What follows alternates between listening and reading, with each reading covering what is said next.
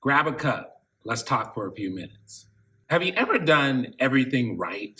And I don't mean halfway right or just winging it. I mean, you thought it through. You prayed. You planned carefully and you made what everyone thought was the responsible decision.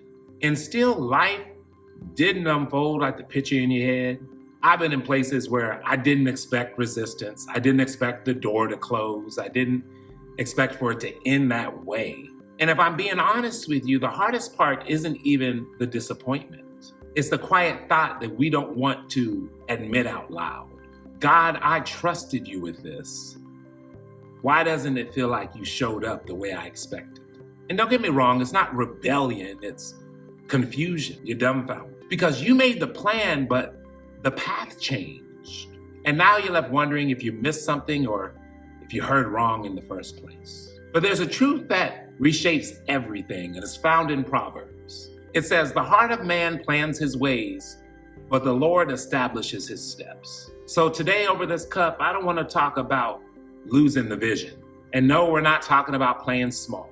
We're going to talk about learning how to release control without losing direction.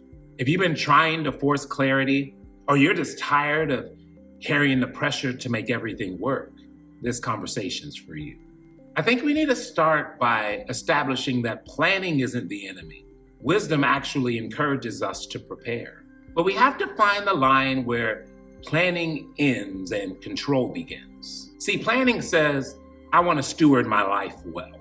Control says, I need this to go exactly how I planned it, exactly how I imagined it, just to feel safe. There's a massive difference there. And planning becomes a problem when our peace depends on the plan working perfectly. Anybody out there that's lived some life knows that it rarely goes perfectly. But that dependency on our perfect plan, it makes faith fragile. Because when things go right, we feel confident. But when they go wrong, we're shaken to the core. And the thing is we say we trust God, but emotionally, we often just trust the plan.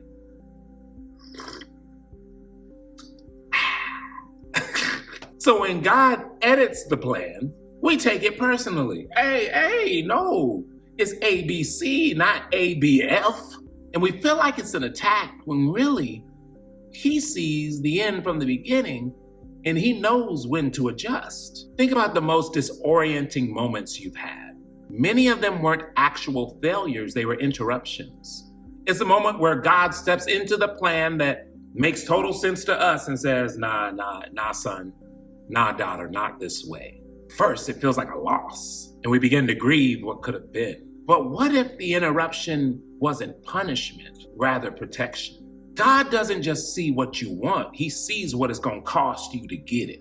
Maybe the job looked perfect, but it would have drained your soul. Maybe the relationship felt right, but it would have limited who you were called to become. And the trap is that we assume that redirection means we've done something wrong. But often it means we're just early. Or maybe we were headed towards something that we are not mature enough to carry yet. God sees the full road, we just see the next turn. And what feels like delay is often just pacing. And one of the biggest misconceptions we have is something that I had to shake, is the thought that trusting God means we're being passive. Well, I'm just waiting on the Lord waiting on you. Sometimes your waiting on the Lord is just being parked. Surrender isn't spiritual laziness. It's doing our part with excellence and releasing the outcome. God doesn't guide parked cars, he guides moving ones. Think about Abraham. God didn't give him a Google Maps link. He gave him a direction. Hey, go and I'll show you. The clarity came after the obedience. And if we're waiting for 100% certainty before we move, we're asking for something that our faith was never meant to give us. And the reality is, in this season, for many, life feels like it's unraveling. Maybe you work very hard and you still feel unstable. And if that's you, I want you to hear me. Your plan falling apart doesn't mean your life is falling apart. Sometimes your plan has to be dismantled to build a real foundation. And what feels like chaos is often just alignment happening under the surface. You aren't off track. You aren't forgotten. You're being guided. But if we're keeping it all the way, guidance rarely feels comfortable when it's happening. And transformation often requires a release of what we thought was the way. I've lived this. There are seasons where I had plenty of vision, but zero patience for God's pace. I thought I knew the timing and the route. And when it didn't work, I was disoriented. But looking back, I can tell you honestly, if God had allowed those plans to work the way I wanted, I would have arrived somewhere impressive, but I would have arrived empty. It is those interruptions that shape our character. It's those interruptions that expose what we're actually clinging to as far as our identity is concerned. And the truth that I had to come to grips with is that God is far less concerned with how fast I get there and is way more mindful of who I'm becoming on the way there. So how do we actually live this out day by day? I think it comes down to a few shifts in our posture, so to speak. First, plan with open hands. Set your goals, yes, but don't grip them so tightly that you cannot grow when things change. Second, hold your timelines loosely. Delay is not denial, delay is development. And third, measure your success by obedience and not the outcome. Did you act with integrity? Did you move in faith? If so, you succeeded, regardless of the current result. And I want to leave you with a question that I've been asking myself.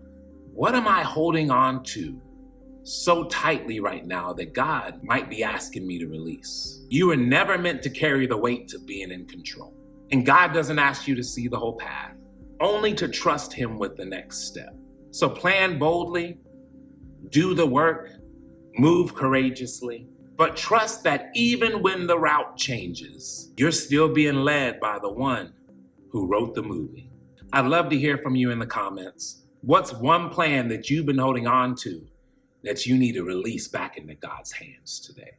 Growth isn't about forcing the future. It's about walking faithfully, one step at a time. Always remember that growth is a journey. It's not a destination. I'm in it with you. I'll see you on the next one.